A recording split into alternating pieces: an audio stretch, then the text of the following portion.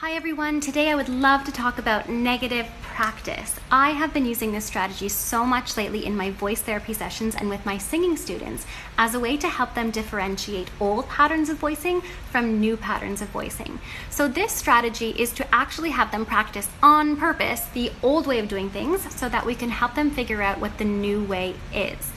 So even though it's called negative practice, I don't like to use the term negative practice in sessions. I like to use the terms the old way and the new way so that we keep the language pretty positive. So we're not saying unhealthy versus healthy or wrong versus right. Now, this strategy I find works the best when you're working on things like resonant voicing or forward focus voice.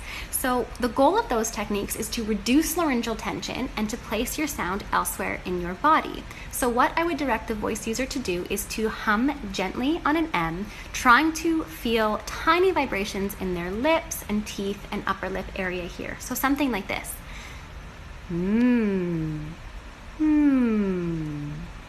Now, those vibrations can be pretty difficult to find, especially if the voice user is not used to manipulating their voice and playing around with their voice at all.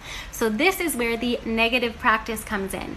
I want the voice user to now do it the old way on purpose, almost exaggerating what we don't want. So we don't want laryngeal tension. We don't want a lot of effort. So let's practice working too hard. So what I would have them do is almost grunt on a hum, putting in too much effort. Something like this. Okay, that's the old way. That doesn't feel too great. It feels tense and uncomfortable and tight. Let's practice the new way. Then the old way. Then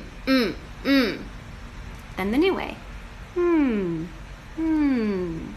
So this new way, I can feel a lot less effort. I can feel that my voice is more vibrant. I can feel that it's easier. So I find that this works really well for a client when they're really just playing around with their voice for the first time, when they're trying to figure out what is this resonant voicing business and how do I use my body and what does it feel like, which I think is really important in voice therapy, to really try and hone in on what are you doing with your body, what does it feel like, where are you feeling it, and how much effort are you putting in. So in this sense, I think that negative practice is an excellent strategy to try.